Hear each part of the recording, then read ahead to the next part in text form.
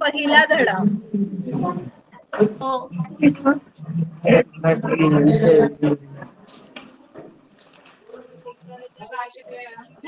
सजीव सृष्टी म्हणजे काय रे मुलांनो? सजीव सृष्टी म्हणजे काय? असं काही जे तुम्हाला माहिती ते सांगा.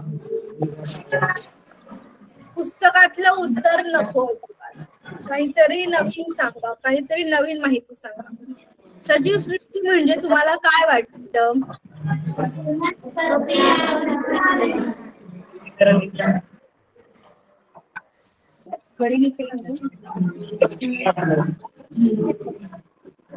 कोण सांगेल? आश्रम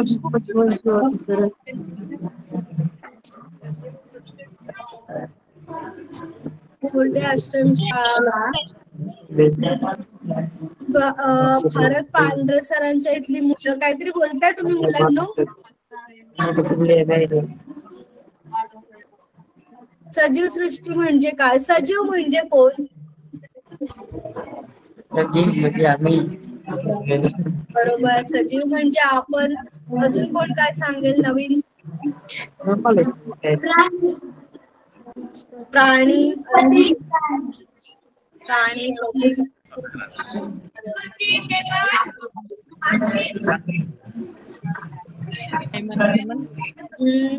मार्कंडेय आश्रमशाळा, मार्कंडेय देव आश्रमशाळा.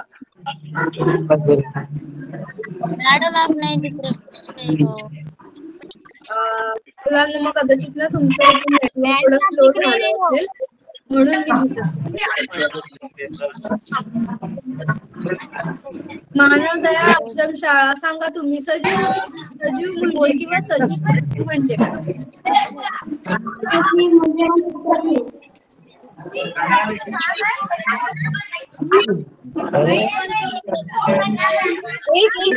मुलांना तुम्ही ना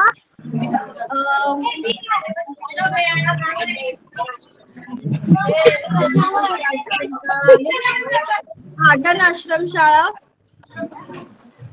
तुम्ही जेव्हा बोलाल ना, उत्तर द्याल ना मुलांना, थोडस कॅमेऱ्याच्या जवळ येऊन बोला, म्हणजे ना मला व्यवस्थित आवाज येईल.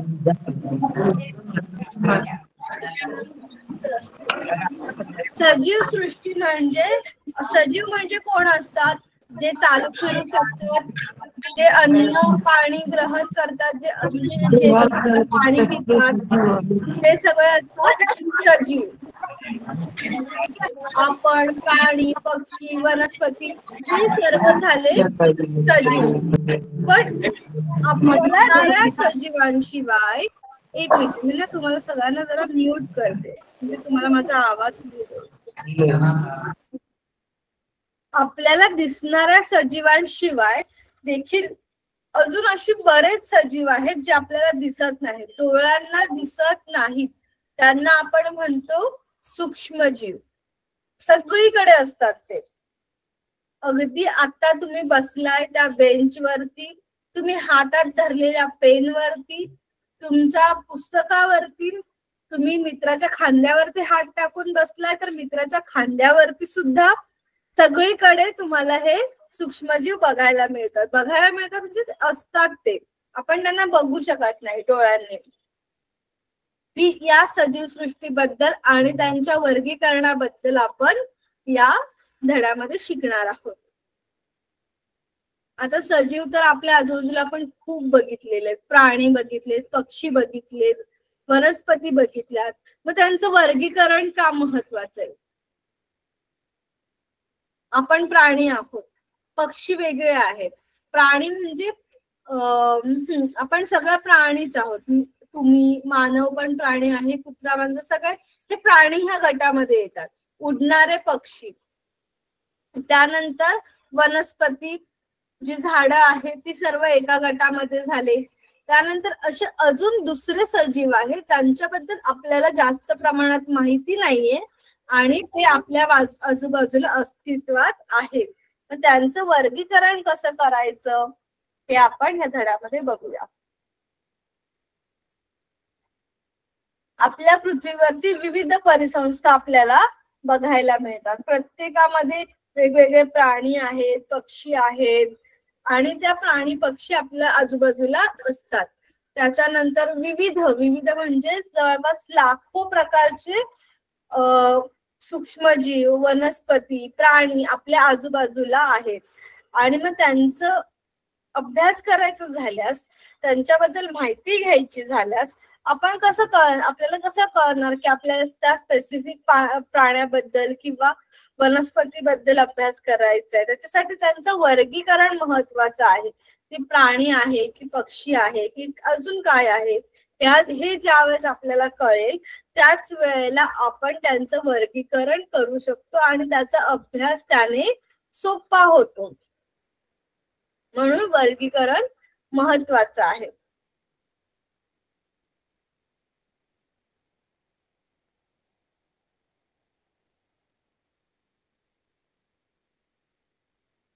त्यानंतर अनुवांशिक परिवर्तनशीलता. अनुवांशिक परिवर्तनशीलता म्हणजे काय? जे हे वेगवेगळ्या प्रकारचे प्राणी आपल्याला बघायला मिळतात ते पूर्वीच्या काळी काही विशिष्ट प्रकारच्या किंवा एकाच प्रकारच्या प्राण्यापासून पुढे इव्हॉल्व्ह होत गेलेले असू शकतात, किंवा ज्या वनस्पती आहेत त्या एकाच प्रकारच्या वनस्पतीपासून पुढे उत्क्रांत होऊन गेलेल्या असतात. मग त्यांच्यामध्ये ज्या काही बदल झाले ते बदल आपल्याला या वर्गीकरणातून शोधता येतात. तर 2011 साली जी जनगणना झाली होती त्याच्यानुसार पृथ्वीवरती जमीन आणि समुद्र ह्या जर दोघांना पण आपण एकत्र केलं तर सुमारे 87 दशलक्ष आपल्याला माहित असलेले प्राणी किंवा वनस्पती आहेत. आणि त्याच्याहून जास्त आपल्याला कदाचित माहित नसणारे सुद्धा असतील. त्यामुळे आता एवढ्या मोठ्या प्रचंड संख्येने जी सजीव आहेत त्यांचा अभ्यास जर करायचा झाल्यास त्यांची वेगवेगळ्या ग्रुपमध्ये आपल्याला विभागणी करावी लागेल, तर आपल्याला त्यांचा व्यवस्थित अभ्यास करता येईल. आता समजा शाळेमध्ये सर्व मुलं आहेत, पहिली म्हणजे लहानापासून 5 वर्षापासून 15 वर्षांपर्यंतचे सर्व मुलं एका शाळेमध्ये आहेत. पण मग आपल्याला कसं म्हणजे कसं समजणार की हा मुलगा 5 वर्षाचा आहे, हा 6 वर्षाचा आहे, हा 10 वर्षाचा आहे, असं कसं समजणार? त्याच्यासाठी आपले वयानुसार आपण वेगवेगळ्या इयत्तांमध्ये जात असतो. पहिलीची जी मुलं असतात ते 5 ते 6 वर्षाची असतात. त्यानंतर तुम्ही आता 8वीला आहात, तुम्ही किती वर्षाचे आहात? 12-13 वर्षाचे असाल सर्वजण, बरोबर? मग त्याच्यानुसार आपण तुमचं वर्गीकरण केलं गेलंय. मग आता समजा मला 8वीतल्या एखाद्या मुलाला किंवा मुलीला बोलवायचं झाल्यास, म्हणजे 13 ते 14 वर्षातल्या एखाद्या मुलाला बोलवायचं झाल्यास आपण 8वीच्या वर्गात जाऊ. 15 वर्षाचा मुलगा किंवा मुलगी हवी असेल आपल्याला कुठल्याही कामासाठी तर आपण 10वीच्या वर्गात जाऊ. म्हणजे त्यांचं वर्गीकरण आपण करतो. वर्गीकरण महत्वाचं आहे, तरच आपल्याला एखाद्या इंडिव्हिज्युअलची किंवा एखाद्या सेपरेट एखाद्या व्यक्तीची किंवा एखाद्या झाडाची माहिती हवी असेल तर ते त्याच्या वर्गीकरणातून त्यांचा अभ्यास हा सोपा होतो. ठीक आहे, ही वर्गीकरणाची गरज आहे. तर आता हे वर्गीकरण कसं करायचं, करायचं, कुणी शोध लावला असेल ह्या वर्गीकरण पद्धतीचा, ते आपण बघूया.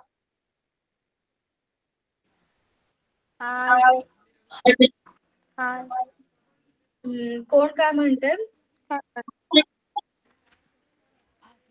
चंदा वानखेडे मॅम, तुमचे जे मुलांचा प्रश्न आहे?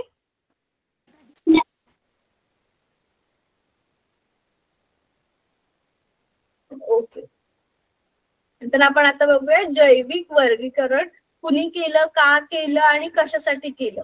तर हे जे वर्गीकरण आहे त्यांचे जे काही पद्धती आहे, जी त्यांचं वेगवेगळ्या समूहांमध्ये गटांमध्ये विभागणी करणे, वेगवेगळे उपगट करणे. म्हणजे आता 8वीचा एक पूर्ण गट झाला, त्या 8वीच्या गटातून 8वी अ ब क किंवा 8वीचं जी काही तुमच्या वर्गांची नावं असतील ते उपगट झाले.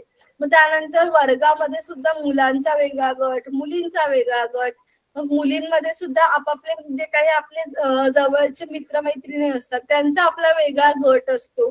तर हे झालं त्यांचं वेगवेगळ्या गटांमध्ये आणि उपसमूहांमध्ये विभाजन, आणि ह्याच प्रक्रियेला आपण म्हणतो जैविक वर्गीकरण पद्धती. ओके.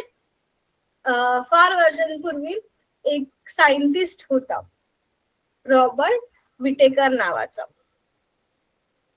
त्यांनी तो अमेरिकन परिस्थितिकी तज्ञ होता, इकोलॉजिस्ट होते ते. आणि त्यांनी 1969 मध्ये ह्या पद्धतीचा शोध लावला. पंचसृष्टी वर्गीकरण पद्धतीचा त्यांनी शोध लावला. पण ते एकटेच नव्हते बरं का, म्हणजे अशा प्रकारचा शोध लावणारे ते एकटेच नव्हते. त्यांच्या आधी कार्ल लिव्हिन्सन नावाचे एक सायंटिस्ट होते. त्यांनी 2 गट, म्हणजे सगळ्यात सोपी पद्धती त्यांनी हे केली होती. एक होता प्राणी गट आणि वनस्पती गट. आपल्याला माहिती असणारे 2 गट त्यांनी 1735 मध्ये त्यांनी हे अभ्यासलं होतं आणि त्यांनी त्याचे 2 गट केले होते. त्यानंतर 1866 मध्ये 1866 मध्ये हेकेल नावाचे एक सायंटिस्ट होते. त्यांना असं हे वाटलं की 3 सृष्टी आहेत, 2 नाही तर 2च्या ऐवजी 3 सृष्टी आहेत. प्रोटिस्टा, वनस्पती आणि प्राणी. प्रोटिस्टा म्हणजे काय? कोणती वनस्पती, कोणतीही आली जे सूक्ष्म जीव आहेत, आपल्याला डोळ्यांनी न दिसणारे जीव आहेत, त्यांच्यासाठी त्यांनी प्रोटिस्टा हा ग्रुप बनवला होता. मग त्यानंतर 1920 मध्ये चार्टन नावाचे एक सायंटिस्ट होते. त्यांनी मग 2च गट केले डायरेक्ट, एक आदी केंद्रकी आणि दृश्य केंद्रकी. प्रोकॅरियोटिक्स आणि युकॅरियोटिक्स असे 2 गट केले. प्रोकॅरियोटिक्स आणि युकॅरियोटिक्स म्हणजे काय? ज्या पेशींच्या न्यूक्लियसला, केंद्रकाला बाजूचं कव्हरिंग असतं ते प्रोकॅरियोट्स, नसतं ते प्रोकॅरियोट्स. आणि ज्याच्या न्यूक्लियसला, केंद्रकाला बाजूचं कव्हरिंग असतं त्याला म्हणायचं युकॅरियोट्स किंवा दृश्य केंद्रकी. त्यानंतर 1938 मध्ये कोपलॅन नावाचे एक सायंटिस्ट होते. त्यांनी 4 सृष्टी बनवल्या, मोनेरा, प्रोटिस्टा, वनस्पती आणि प्राणी. त्यानंतर आलेले रॉबर्ट हार्डिंग विटाकर, त्यांनी 5 सृष्टी बनवल्या, जी आता आपण वापरतो, जिला आपण आता म्हणतो पंचसृष्टी वर्गीकरण पद्धत. काय म्हणतो आपण त्यांना? पंचसृष्टी वर्गीकरण पद्धत. ती आता कशी आहे, कशाच्या आधारे आहे ते आपण याच्यामध्ये बघूया. 5 गटांमध्ये त्यांची विभागणी केली. आणि ती विभागणी करण्यासाठी त्यांनी जे कॅरेक्टरिस्टिक्स वापरले, जे निकष वापरले ते होते पेशींची जटिलता, कॉम्प्लेक्सिटी ऑफ सेल स्ट्रक्चर. ती पेशी सोपी आहे की त्याच्यामध्ये वेगवेगळे खूप सारे अवयव आहेत, सेल ऑर्गॅनल्स आहेत, त्याच्यावरती त्यांनी त्याची विभागणी केली. त्यानंतर सजीवांचा प्रकार आणि सजीवांची जटिलता, कॉम्प्लेक्सिटी ऑफ ऑर्गॅनिझम. जो काही सजीव आहे ते कशा प्रकारचे आहेत, त्यानंतर त्यांच्या पोषणाचा प्रकार, मोड ऑफ न्यूट्रिशन, ते कशा प्रकारे त्यांचं अन्न बनवून खातात, म्हणजे वनस्पती प्रकाश संश्लेषण करतात आणि आपण काय आहोत, दुसऱ्या सजीवांना आपण खातो आणि आपलं पोषण करतो. तर हा झाला मोड ऑफ न्यूट्रिशन. त्यानंतर जीवन पद्धती, त्यांची लाईफस्टाईल चेक केली. त्यांचे वर्गानुबंधिक संबंध म्हणजेच फायलोजेनेटिक रिलेशनशिप्स दुसऱ्या गटांशी असणारे, म्हणजे आदी केंद्रकी आहेत, दृश्य केंद्रकी आहेत, एकपेशीय आहेत, बहुपेशीय आहेत, या सर्वांचा त्यांनी अभ्यास केला. आणि मग त्यांनी ही 5 सृष्टी बनवल्या. कोणत्या 5 सृष्टी बनवल्या आपण ते बघूया. पहिली मोनेरा, दुसरी प्रोटेस्टा, तिसरी कवके, चौथी वनस्पती आणि 5वी प्राणी सृष्टी अशी 5 सृष्टींमध्ये त्यांनी सजीवांची विभागणी केली. मोनेरा असतात ते कसे असतात? एकपेशीय असतात. मोनेरामध्ये येणारे सर्व सजीव हे एकपेशीय असतात. जे बॅक्टेरिया वगैरे आहेत, जीवाणू आहेत, ते सर्व जीवाणू ते मोनेरा गटामध्ये येतात. कोणाच तरी माईक चालू आहे का? पाटण आश्रम शाळा. Okay, thank you. त्यानंतर दुसरं आहे प्रोटिस्टा. प्रोटिस्टा ही दृश्य केंद्रकी प्रकारातली एकपेशीय सजीव आहेत, ज्यांना न्यूक्लियस पूर्णपणे कवर्ड असतो आणि एकपेशीय असतात. ते प्रोटिस्टा या गटामध्ये येतात. प्रोटिस्टा गटामध्ये येणारे सर्व प्रकारचे एकपेशीय सजीव, अमिबा वगैरे यांच्यासारखे, ते प्रोटिस्टामध्ये येतात. त्यानंतर तिसरा आहे कवके, म्हणजे बुरशी किंवा फंगाय. बुरशी जे परपोषी असतात ते ह्या तिसऱ्या गटामध्ये येतात. आणि मल्टीसेल्युलर म्हणजे बहुपेशीय असतात. वनस्पती, प्रकाश संश्लेषण करणाऱ्या सर्व आणि हालचाल न करू शकणाऱ्या वनस्पती. त्यानंतर प्राणी ह्या सृष्टीमध्ये आपण सर्व येतो. प्राणी सृष्टी आपण 10वीला अभ्यासू, वनस्पती सृष्टी आपण 9वीला अभ्यासू. आणि आता आपण सध्या ज्या 3 सृष्टी अभ्यासणार आहोत महत्वाच्या, त्या म्हणजेच मोनेरा प्रोटिस्टा मधल्या, मोनेरा मधल्या मोस्ट. सगळ्यात पहिल्यांदा आपण बघूया मोनेरा ही सृष्टी. आता याच्यामध्ये येतात असे सजीव जे आपल्या डोळ्यांनी दिसू शकत नाही, सगळीकडे असणारे, अगदी आपल्या चेहऱ्यावरती, हातावरती, आपल्या पोटामध्ये, सगळीकडे हे मोनेराचे जे बॅक्टेरिया आहेत ते उपलब्ध असतात. याचे 2 गट आहेत. एक तर जीवाणू म्हणजे बॅक्टेरिया आणि दुसरे आहे सायनोबॅक्टेरिया म्हणजे नील हरित शैवाल. हे कुठे कुठे असतात? काय प्रश्न विचारला कोणी? मार्कंडदेव आश्रमशाळा. ओके. आता हे जे मोनेरा म्हणजे जे बॅक्टेरिया आहेत त्यातले काही आपल्याला उपयोगाचे असतात आणि काही हे आपल्यासाठी हार्मफुल असतात. तर दही वगैरे जे आपण खातो, दही कशाचं बनतं? मुलींनो नंतर लिहून घ्या, आधी ऐका. दही कशापासून बनतं? दुधापासून बनतं. कसं बनतं? तर त्याच्यामध्ये एक बॅक्टेरिया असतो, लॅक्टोबॅसिलस. त्या लॅक्टोबॅसिलाई पासूनच दुधाचं दह्यामध्ये रूपांतर होतं. म्हणजे हे तर आपल्या कामाचा बॅक्टेरिया झाला, आपल्या पोटासाठी खूप चांगला असतो तो. त्यानंतर फर्मेंटेशन, आपण इडली वगैरे करण्यासाठी काय करतो? तांदूळ वगैरे वाटतो आणि रात्री त्यांना भिजत ठेवतो, मग ते फर्मेंट होतात, बरोबर. त्याच्यामध्ये सुद्धा चांगल्या बॅक्टेरियाची निर्मिती होते, म्हणून त्याला असं ते फुगून येतं पीठ, गॅस प्रोड्यूस करतात. तर हे आपल्यासाठी महत्वाचे असणारे काही बॅक्टेरिया असतात जे आपल्यालाच आपल्या शरीरासाठी चांगले असतात. तर हे सगळं आपण तुम्ही तुमच्या शाळांमध्ये जर हे असेल, सूक्ष्मदर्शिका असेल, मायक्रोस्कोप असेल, तर दह्यामधले बॅक्टेरिया आपण बघू शकतो. छोटे छोटेसे इथे दिसत आहेत ना, हे पर्पल कलरचे सेम तसे दिसतात. हे सूक्ष्मजीव आपण डोळ्यांनी बघू शकत नाही, तर यांना बघण्यासाठी आपल्याला सूक्ष्मदर्शिकेची आवश्यकता असते. त्यांची लक्षणे बघूया आपण. हे सर्व एकपेशीय असतात, त्यांची एकच पेशी असते. हा जो पूर्ण बॅक्टेरिया दिसतोय हा एकपेशीय बॅक्टेरिया आहे.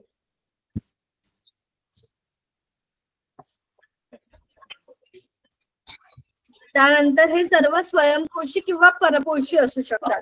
म्हणजे आयदर ते त्यांचं जे अन्न स्वतः बनवतील किंवा ते दुसऱ्या कुठल्याही घटकांच्या आधारे जिवंत राहू शकतात. आणि आधी केंद्रकी असतात. आधी केंद्रकी म्हणजे काय, त्यांचं जे केंद्रक आहे त्याला बाजूचं कव्हर पटल नसतं किंवा त्यांच्यामध्ये पेशी अंगके सुद्धा नसतात. त्यांचं जे डीएनए वगैरे आहे ते असंच त्यांच्या पेशीमध्ये असतं. तर ही झाली पहिली सृष्टी मोनेरा. परत एकदा तिची लक्षणं बघूया. एकपेशीय असतात, स्वयंपोषी किंवा परपोषी असतात आणि आधी केंद्रकी असतात. पटलबद्ध केंद्रक नसते. गरम होते पोतेगाव आश्रमशाळा.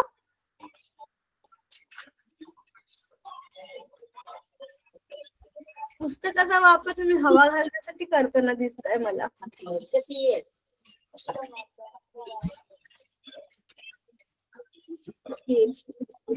चला आता पटापट माझ्या मागे मागे बोला. मोनेरा सृष्टीमध्ये कोणते सजीव येतात? जीवाणू किंवा बॅक्टेरिया. कोणते सजीव येतात?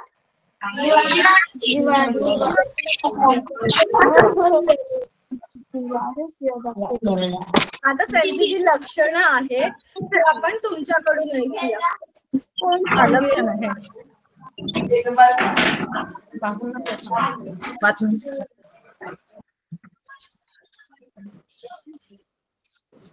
कोटकळ आश्रमशाळा, एखादं लक्षण सांगा. बरोबर, एकपेशी असतात.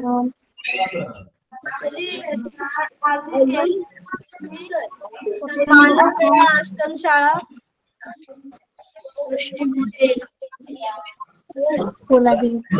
थोडस ना कॅमेरा जवळ या आणि बोला म्हणजे आवाज क्लिअर येईल. पेशी असतात. सर्व पेशी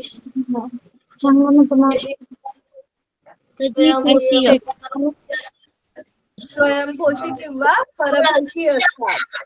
तिसरं काय आहे?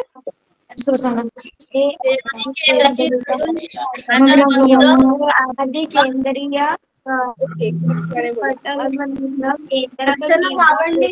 अर्चना गावंडे मॅमच्या इथून कोणी सांगताय का? आधी केंद्रकी असून पटलबद्ध केंद्रक किंवा पेशी अंगके नसतात. त्यांना पेशी अंगके नसतात. पटलबद्ध केंद्रक नसतं आणि कसं असतं ते आधी केंद्रकी असतात.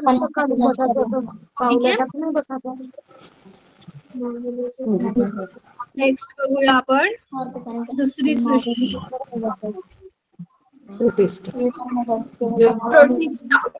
प्रोटिस्टा या सृष्टीबद्दल बघूया. दुसरी सृष्टी आहे प्रोटिस्टा. ते दिसतात वेगवेगळे सजीव.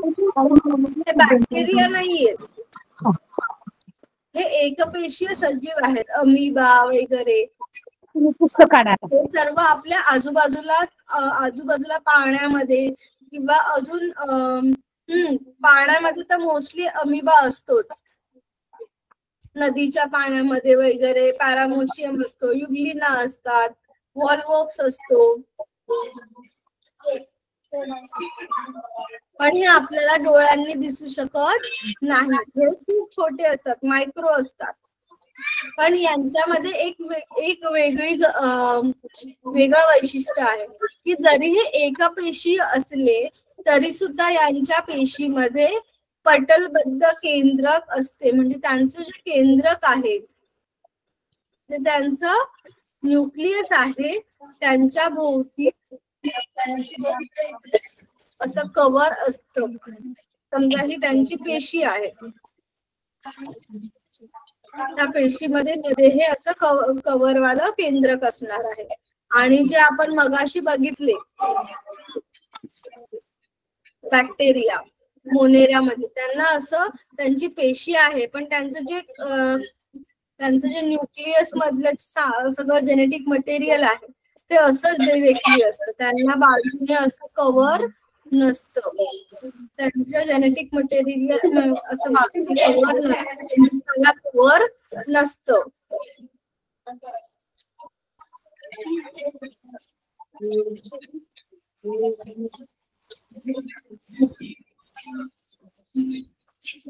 त्यानंतर त्याचं दुसरं मेन वैशिष्ट्य आहे की त्यांना जर इथे तिथे फिरायचं असेल तर प्रजननासाठी छद्मपात किंवा रोमके म्हणजेच सिलिया किंवा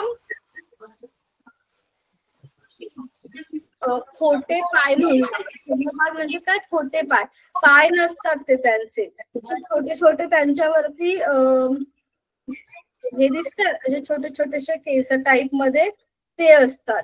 त्यांना आपण म्हणूया रोमके किंवा सिलिया.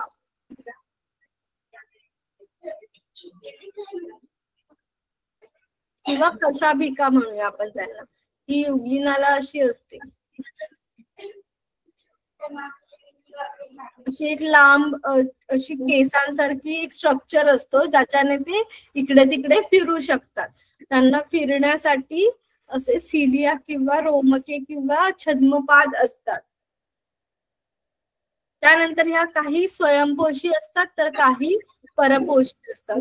ती युग्लिना किंवा वॉल्वॉक्स सारखी ज्या पेशी आहेत ज्या मोस्टली पाण्यामध्ये सापडतात त्याच्यामध्ये क्लोरोफिल हरित लवके असतात आणि म्हणून ते स्वतःचं अन्न स्वतःच्या शरीरामध्ये तयार करू शकतात. जसं वनस्पती करतात. वनस्पती नाही आहेत त्या, आहेत तर प्राणीच, पण ते स्वतःचं अन्न स्वतः तयार करू शकतात. म्हणजे वनस्पती आणि प्राणी यांच्यातून उत्क्रांत झालेला हा एक सजीव आहे. दुसरं म्हणजे परपोषी असू शकतात. परपोषी दुसऱ्या एखाद्या घटकातून आपलं पोषण करणारे. मग अमिबा किंवा पॅरामोशियम, प्लाझ्मोडियम यांच्यासारखे जे घटक आहेत, यांच्यासारखे जे सजीव आहेत त्यांना ते परपोषी असतात. अमिबा माहिती सगळ्यांना असा असतो, तसाही त्याला आकारच नसतो. तुम्ही जसं म्हणाल तसा त्याचा आकार आणि मध्ये केंद्रक असतं. ते आपल्याला पाण्यामध्ये मोस्टली सापडतात. आणि हे सर्व सजीव जलीय परिसंस्था आणि मानवी आरोग्यामध्ये महत्वाची भूमिका बजावतात. अमिबा असलेलं पाणी प्यायल्याने आपल्याला आजार होऊ शकतो.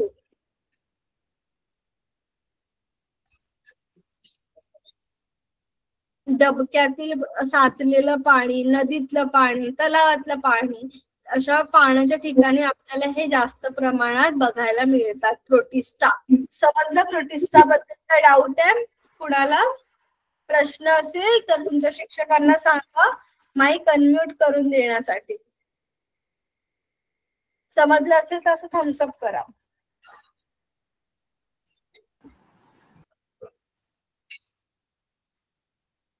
ओके. पोतेगाव आश्रमशाळा समजलंय. मार्कंड देव आश्रमशाळा समजले मला. मानवदया आश्रमशाळा. अर्चना मॅम तुमच्या इथल्या मुलांना समजलंय. व्यंकटराव सरांच्या इथली मुलं.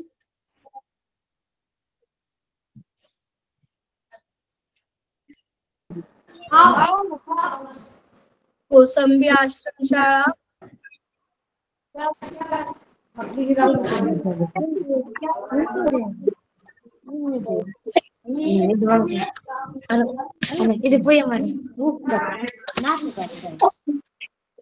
पण पुढे जाऊया आता.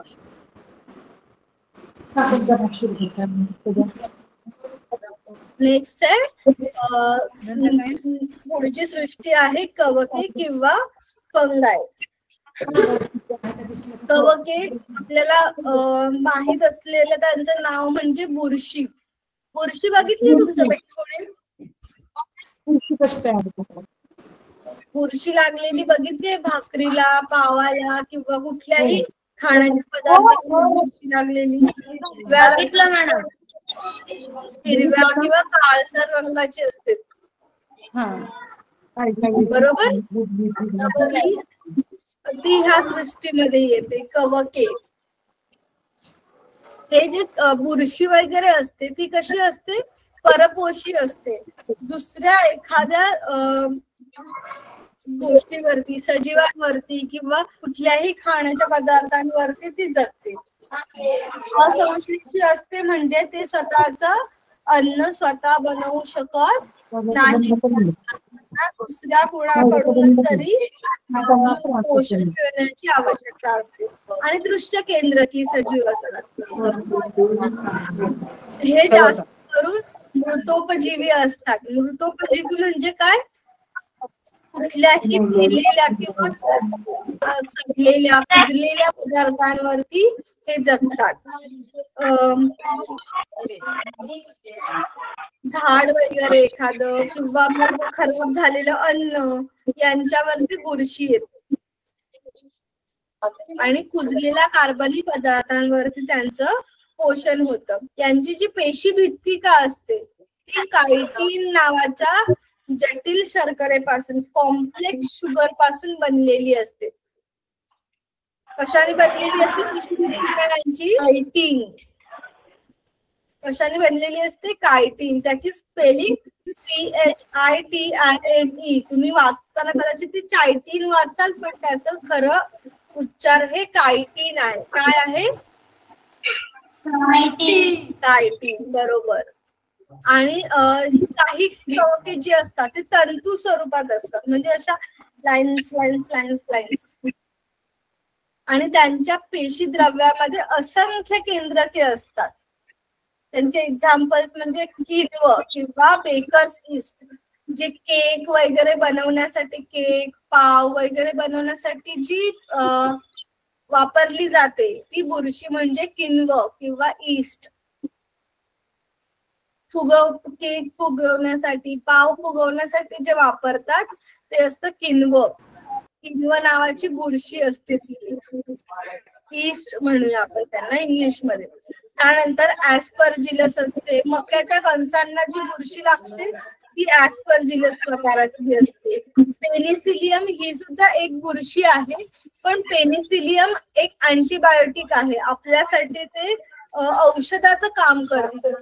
म्हणजे सगळेच काही बुरशी आहे ती खराब नसते, त्यातली काही बुरशी ही चांगली सुद्धा असते. त्यानंतर भूछत्री म्हणजे मशरूम्स. काही मशरूम्स ही खाण्याजोगी असतात, आपण त्यांना खाऊ शकतो, त्यांचा वापर आपण जेवणामध्ये करू शकतो. पण काही भूछत्रे ही विषारी असतात आणि ती खाण्यायोग्य नसतात. कुजलेल्या झाडांवरती, मेलेल्या वनस्पतींच्या अवशेषांवरती किंवा मेलेल्या प्राण्यांच्या अवशेषांवरती ते जगतात.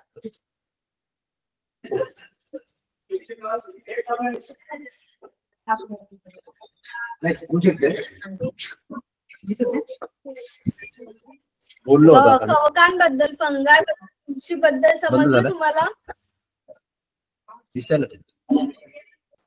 समजले मॅडम.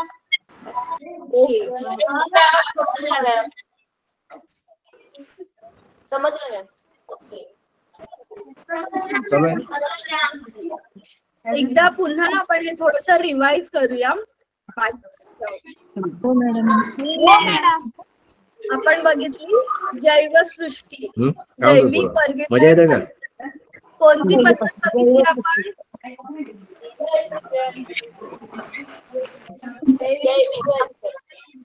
पण त्याचं नाव काय आहे त्या पद्धतीचं?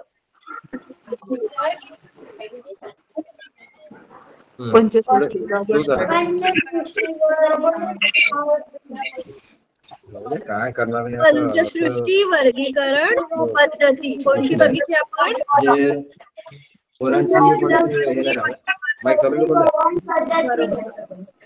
Very good. कोणत्या सायंटिस्टने शोधून काढली ही कोणत्या सायंटिस्टने शोधून काढली ही पद्धती?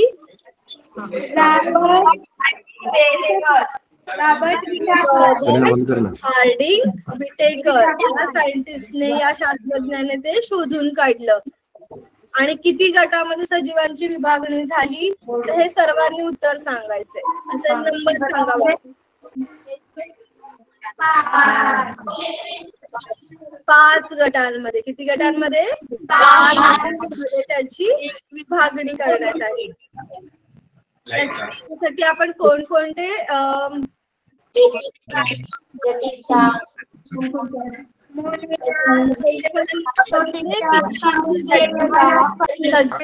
प्रकार कसा आहे, त्यांच्या पोषणाचा प्रकार कसा आहे, त्यांची जीवन पद्धती कशी आहे, त्यांचा वर्गानुवंशिक संबंध कसा आहे, या सर्व गोष्टींचा विचार करून 5 सृष्टी बनवल्या रॉबर्ट हार्डिंग विटाकर. कोणत्या कोणत्या होत्या?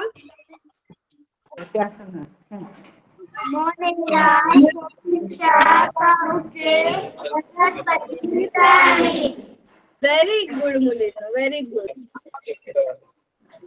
मोनेरा, प्रोटिस्टा, कवके किंवा फंगी, कारण ते वनस्पती आणि प्राणी. त्याच्यापैकी 3 आपण या वर्षी शिकणार आहोत, 2 आपण पुढच्या वर्षी शिकणार आहोत. पहिली आपण बघितली मोनेरा. मोनेरा म्हणजे काय? बॅक्टेरिया. जे बॅक्टेरिया आहेत सर्व ते मोनेरा या गटात येतात. आणि बॅक्टेरिया सगळीकडे प्रेझेंट असतात, सगळीकडे. तुम्ही टीव्ही वरती बघितली असेल लाईफ बॉयची वगैरे हँडवॉशची ऍड. ते सांगतात की तुम्ही हात धुणं किती महत्वाचं आहे, सर्वांनी हात धुतले पाहिजे. ते सांगतात आपल्या हातांवर जंतू असतात, जीवाणू असतात, किटाणू असतात. ते घालवण्यासाठी ते बॅक्टेरिया आपल्यासाठी महत्वाचे सुद्धा असतात आणि आपल्याला त्रास देणारे सुद्धा. चांगले असतात ते दह्यामध्ये असतात, त्यानंतर आंबवलेल्या पदार्थांमध्ये असतात, फर्मेंटेड गोष्टी असतात. आणि जे खराब असतात ते आपल्याला आजारी करू शकतात. ताप येणे, पोटदुखी असे वेगवेगळे आजार आपल्याला ते करून देऊ शकतात. त्यामुळे अशा बॅक्टेरिया पासून आपण दूर राहिलं पाहिजे. कसं? आपली स्वतःची स्वच्छता राखून, हात वेळेवरती धुवून. आता तुम्ही सर्वजण छान बसलेले आहात बेंचवरती वगैरे, आणि नंतर मग तेच हात आपल्या चेहऱ्याला लागतायत. त्याच हाताने आपण नाक पुसतोय, त्याच हाताने आपण ओठ पुसतोय, त्याच्यामुळे आपल्याला त्रास होऊ शकतो. तर अशा बॅक्टेरियांपासून आपण संरक्षण स्वतःच केलं पाहिजे.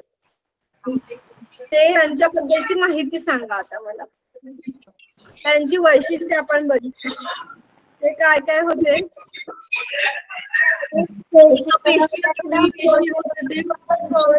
आदि केंद्रकी, बटर केंद्रक, पेशी अंगके नसतात. एकपेशीय असतात, त्यानंतर आदि केंद्रकी असतात, पण त्यांच्यामध्ये पटलबद्ध केंद्र नसतं.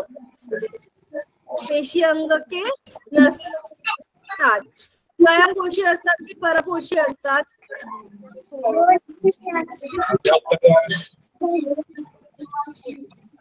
स्वयंपोषी असतात की परपोषी असतात? सांगा बघू.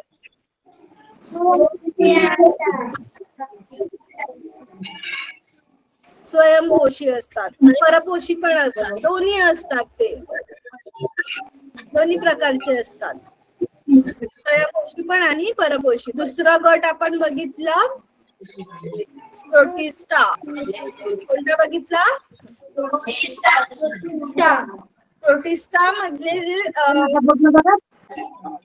प्रोटिस्टा मधले जे सजीव आहेत ते कसे आहेत? एकपेशीयच आहेत, पण त्यांचं केंद्र कसं आहे? पटलबद्ध केंद्रक आहे. पटलबद्ध केंद्रक आहे. त्यानंतर त्यांना इकडे तिकडे फिरता यावं म्हणून काय असतात?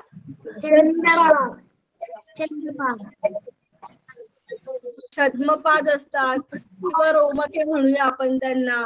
कशाविका असतात किंवा इंग्लिश मध्ये त्याला आपण म्हणतो सिलिया. CILIA सिलिया असतात. काही सजीव हे स्वयंपोषी असतात, तर काही परपोषी असतात. स्वयंपोषी म्हणजे युग्लिना, वॉलवर्म्स सारखे सजीव, आणि परपोषी अमिबा, पॅरामोशियम, प्लाझ्मोडियम यांच्यासारखे. आणि आपल्या हे सर्व कशामध्ये असतात? डबक्याच्या पाण्यामध्ये, नदीच्या पाण्यामध्ये, तलावाच्या पाण्यामध्ये हे जास्त करून आपल्याला बघायला मिळतात. आणि अशा प्रकारचं खराब पाणी प्यायल्याने आपण आजारी पडू शकतो. समजलं? नेक्स्ट आपण बघितलं फंगाय किंवा कवके, कवके किंवा कवके, बुरशी ही सर्व परपोषी असते, ही स्वयंपोषी नसते. परपोषी म्हणजे काय? दुसऱ्या पदार्थांवरती जगणारी. असंश्लेषी असते म्हणजे ती स्वतःचं अन्न स्वतः तयार करू शकत नाही. पुरुष केंद्रकी असतात म्हणजे त्यांचं जे केंद्रक आहे ते पटलबद्ध केंद्रक असतं आणि त्याच्यामध्ये पेशी अंगकी असतात. मृतोपजीवी कुजलेल्या कार्बनी पदार्थांवरती ते त्यांचं पोषण करतात, कुजलेल्या गोष्टी खाऊन. त्यांची पेशी भित्तिका जी असते ती कायटिन या जटिल शर्करेपासून बनलेली असते आणि काही कवके ही अशी तंतू स्वरूपाची असतात. त्याचं एक्झाम्पल आपण बघितलं, किन्व किंवा बेकर्स ईस्ट, ऍस्परजिलस मक्याच्या कणसावरती येणारी बुरशी, पेनिसिलियम ही सुद्धा एक बुरशी आहे, पण ती अँटीबायोटिक म्हणजे औषध म्हणून वापरली जाते बॅक्टेरियाला मारण्यासाठी. आपल्याला इन्फेक्शन झाल्यानंतर पेनिसिलियम अँटीबायोटिक काम करतं. त्यानंतर काही मशरूम्स जे खाण्यासाठी असतात तर काही हे विषारी असतात. जे रॉबर्ट विटाकर याने अनेक याने जी वर्गीकरण पद्धती मांडली त्यांच्या नंतर सुद्धा काही पद्धती झाल्या, पण विटाकर यांनी मांडले की पंचसृष्टी वर्गीकरण ही प्रमाण मानली जाते आणि याच पद्धतीने आपण सर्व प्रकारचे वर्गीकरण करतो. समजलं तुम्हाला? नेक्स्ट लेसन मध्ये आपण शिकणार आहोत सूक्ष्मजीवांचे वर्गीकरण कसं करतात. हे जे सगळे सूक्ष्मजीव आहेत त्यांचं सुद्धा वर्गीकरण केलं जातं आणि ते कसं आहे आणि त्यांचं काय काय. पृथ्वीवरती सगळ्यात जास्त बॅक्टेरिया आहेत, प्राणी पक्षी वनस्पती नाहीयेत एवढे मायक्रो ऑर्गॅनिझम्स आहेत आणि त्यांच्याबद्दल आपण पुढच्या सेशन मध्ये बघणार आहोत. तर अजून एक महत्वाची गोष्ट, संध्याकाळी मी तुम्हाला म्हणजे तुमचं लेक्चर संपल्यानंतर काही वेळाने मी तुम्हाला एक वर्कशीट पाठवेन.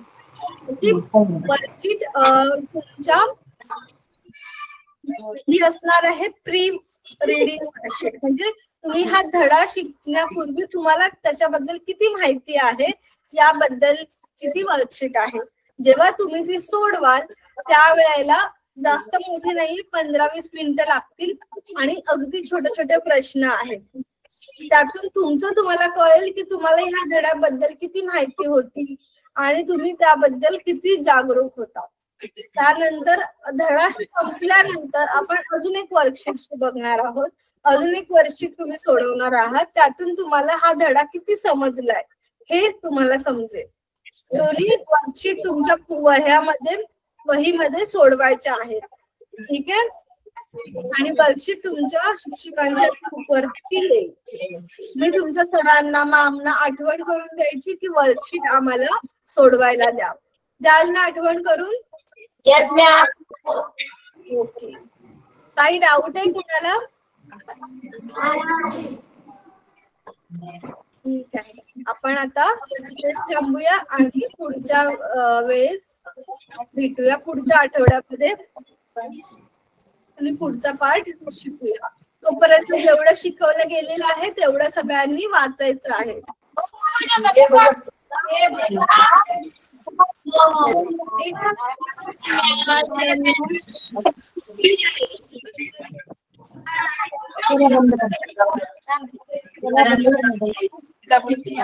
काय मुलांनो?